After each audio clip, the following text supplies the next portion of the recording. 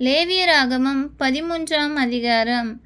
பின்னும் கர்த்தர் மோசேயையும் ஆரோனையும் நோக்கி, ஒரு மனிதனுடைய சரீரத்தின் மேல் குஷ்டரோகம் போலிருக்கிற ஒரு தடிப்பாவது அசராவது வெள்ளை படராவது உண்டானால் அவன் ஆசாரியனாகிய ஆரோனிடத்திலாகிலும் ஆசாரியராகிய அவன் குமாரரில் ஒருவனிடத்திலாகிலும் கொண்டு வரப்பட கடவன்.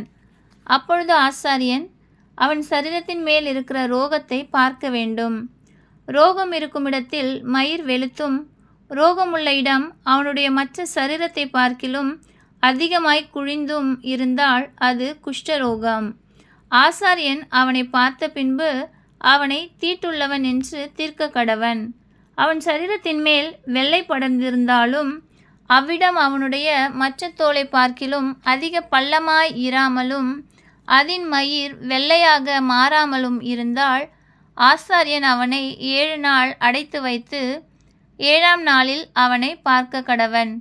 தோலில் ரோகம் அதிகப்படாமல் அவன் பார்வைக்கு ரோகம் நின்றிருந்தால் ஆசாரியன் 2ஆம் தரம் அவனை 7 நாள் அடைத்து வைத்து 2ஆம் தரம் அவனை 7ஆம் நாளில் பார்க்க கடவன்.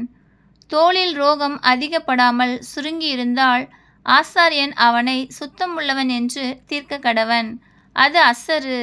அவன் தன் வஸ்திரங்களை தோய்த்து சுத்தமாய் இருப்பானாக. தன்னை சுத்தமுள்ளவன் என்று தீர்க்கிறதற்கு அவன் தன்னை ஆசாரியனுக்கு காண்பித்த பின்பு அசரு தோளில் அதிகமாய் படர்ந்திருந்தால் அவன் மறுபடியும் ஆசாரியனுக்கு தன்னை காண்பிக்க கடவன். அப்பொழுது அசரு தோளிலே படர்ந்தது என்று ஆசாரியன் கண்டால் ஆசாரியன் அவனை தீட்டுள்ளவன் என்று தீர்க்க கடவன். அது குஷ்டரோகம். குஷ்டரோகம் ஒரு மனிதனுக்கு இருந்தால் அவனை ஆசாரியனிடத்தில் கொண்டு வர வேண்டும். அப்பொழுது ஆசாரியன் அவனை பார்த்து, தோளிலே வெள்ளையான தடிப்பிருந்து அது மயிரை வெண்மையாக மாற பண்ணிற்றென்றும் அந்த தடிப்புள்ள இடத்திலே ரணமாம்சம் உண்டென்றும் கண்டால் அது அவன் சரீரத்தில் உள்ள நாள்பட்ட குஷ்டம். அவன் தீட்டுள்ளவன். ஆதலால் ஆசாரியன் அவனை அடைத்து வைக்காமல் தீட்டுள்ளவன் என்று தீர்க்க கடவன். ஆசாரியன் பார்க்கிற இடங்கள் எங்கும் தோளிலே குஷ்டம் தோன்றி அந்த ரோகமுள்ளவனுடைய தலை தொடங்கி அவன் கால் மட்டும் அது தேகம் முழுவதையும் மூடியிருக்க கண்டால் அப்பொழுது ஆசாரியன் பார்த்து குஷ்டம் அவன் சரீரம் முழுவதையும் மூடியிருந்ததால் அவனை சுத்தமுள்ளவன் என்று தீர்க்க கடவன். அவன் உடம்பெல்லாம் வெண்மையாய் போனபடியினால் அவன் சுத்தமுள்ளவன். ஆனாலும் ரணமாம்சம் அவனில் காணப்பட்டால் அவன் தீட்டுள்ளவன். ஆகையால் ரணமாம்சத்தை ஆசாரியன் காணும்போது அவனை தீட்டுள்ளவன் என்று தீர்க்க கடவன். ரணமாம்சம் தீட்டுள்ளது, அது குஷ்டம். அல்லது ரணமாம்சம் மாறி வெண்மையானால் அவன் ஆசாரியனிடத்துக்கு வர வேண்டும். ஆசாரியன் அவனை பார்த்து ரோகமுள்ள இடம் வெண்மையாக மாறினதென்று கண்டால் ஆசாரியன் அவனை சுத்தமுள்ளவன் என்று தீர்க்க கடவன். அவன் சுத்தமுள்ளவன். சரீரத்தின் மேல் புண் உண்டாயிருந்து ஆறிப்போய் அவ்விடத்திலே ஒரு வெள்ளை தடிப்பாவது சிவப்பு கலந்த ஒரு வெள்ளை படராவது உண்டானால் அதை ஆசாரியனுக்கு காண்பிக்க வேண்டும். ஆசாரியன் அதை பார்த்து அவ்விடம் மற்ற தோலை பார்க்கிலும் குழிந்திருக்கவும் அதன் மயிர் வெள்ளையாக மாறியிருக்கவும் கண்டால் ஆசாரியன் அவனை தீட்டுள்ளவன் என்று தீர்க்க வேண்டும். அது புண்ணில் எழும்பின குஷ்டம். ஆசாரியன் அதை பார்த்து அதில் வெள்ளை மயிர் இல்லை என்றும் அது மற்ற தோலை பார்க்கிலும் குழிந்திராமல் சுருங்கியிருக்கிறது என்றும் கண்டானாகில் அவனை 7 நாள் அடைத்து வைத்து அது தோளில் அதிகமாய் படர்ந்திருக்க கண்டால் அவனை தீட்டுள்ளவன் என்று தீர்க்க கடவன். அது குஷ்டந்தான். அந்த வெள்ளைப்படர் அதிகப்படாமல் அவ்வளவில் நின்றிருக்குமாகில் அது புண்ணின் தழும்பாயிருக்கும். ஆகையால் ஆசாரியன் அவனை சுத்தமுள்ளவன் என்று தீர்க்க கடவன். ஒருவனுடைய சரீரத்தின் மேல் நெருப்பு பட்டதினாலே வெந்து அந்த வேக்காடு ஆறிப்போன இடத்திலே சிவப்பான படராவது வெண்மையான படராவது உண்டானால் ஆசாரியன் அதை பார்க்க கடவன். அந்த படரிலே மயிர் வெண்மையாக மாறி அவ்விடம் மற்ற தோலை பார்க்கிலும் பள்ளமாயிருந்தால் அது வேக்காட்டினால் எழும்பின குஷ்டம். ஆகையால் ஆசாரியன் அவனை தீட்டுள்ளவன் என்று தீர்க்க கடவன். அது குஷ்டரோகம்தான். ஆசாரியன் அதை பார்க்கிற போது படரிலே வெள்ளை மயிர் இல்லை என்றும் அது மற்ற தோலை பார்க்கிலும் குளிந்திராமல் சுருங்கியிருக்கிறது என்றும் கண்டானாகில் அவனை 7 நாள் அடைத்து வைத்து 7ஆம் நாளில் அவனை பார்க்க கடவன். அது தோளில் அதிகமாய் படர்ந்திருந்தால் ஆசாரியன் அவனை தீட்டுள்ளவன் என்று தீர்க்க கடவன். அது குஷ்டரோகம். படரானது தோளில் பெருகாமல் அவ்வளவில் நின்று சுருங்கி இருந்ததாகில் அது சூட்டினால் உண்டான தழும்பு. ஆசாரியன் அவனை சுத்தமுள்ளவன் என்று தீர்க்க கடவன். அது சூட்டினால் வந்த வேக்காடு. புருஷனுக்காகிலும் ஸ்திரீக்காகிலும் தலையிலாவது தாடியிலாவது ஒரு சொறி உண்டானால் ஆசாரியன் அதை பார்த்து அவ்விடம் மற்ற தோலை பார்க்கிலும் பள்ளமும் அதிலே மயிர் பொன்னிறமும் மிருதுவுமாயிருக்க கண்டால் ஆசாரியன் அவனை தீட்டுள்ளவன் என்று தீர்க்க கடவன். அது தலையிலும் தாடியிலும் உண்டாகிற சொறி குஷ்டம். ஆசாரியன் அந்த சொறி குஷ்டத்தை பார்க்கும்போது அவ்விடம் மற்ற தோலை பார்க்கிலும் பள்ளமாயிராமலும் அதிலே கருத்த மயிர் இல்லாமலும் இருக்க கண்டால் ஆசாரியன் அவனை 7 நாள் அடைத்து வைத்து 7ஆம் நாளில் ஆசாரியன் அதை பார்க்க கடவன்.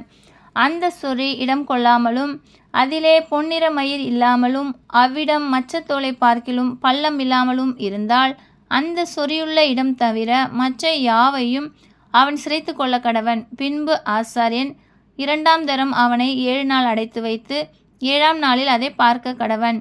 சொறி தோளில் இடம் கொள்ளாமலும் அவ்விடம் மற்ற தோலை பார்க்கிலும் பள்ளமில்லாமலும் இருந்தால் ஆசாரியன் அவனை சுத்தமுள்ளவன் என்று தீர்க்க கடவன். அவன் தன் வஸ்திரங்களை தோய்த்த பின் சுத்தமாயிருப்பான். அவன் சுத்தமுள்ளவன் என்று தீர்க்கப்பட்ட பின் அந்த சொறி தோளில் இடம் கொண்டதானால் ஆசாரியன் அவனை பார்க்க கடவன். சொறி தோளில் இடம் கொண்டிருந்தால் அப்பொழுது மயிர் பொன்னிறமா அல்லவா என்று ஆசாரியன் விசாரிக்க வேண்டியதில்லை. அவன் தீட்டுள்ளவனே. அவன் பார்வைக்கு அந்த சொறி நீங்கி அதில் கருத்த மயிர் முளைத்ததே ஆகில் சொறி சொஸ்தமாயிற்று. அவன் சுத்தமுள்ளவன். ஆசாரியன் அவனை சுத்தமுள்ளவன் என்று தீர்க்க கடவன். ஒரு புருஷனுக்காகிலும் ஸ்திரீக்காகிலும் அவர்கள் சரீரத்தின் மேல் வெள்ளை புள்ளிகள் உண்டாயிருந்தால் ஆசாரியன் பார்க்க கடவன்.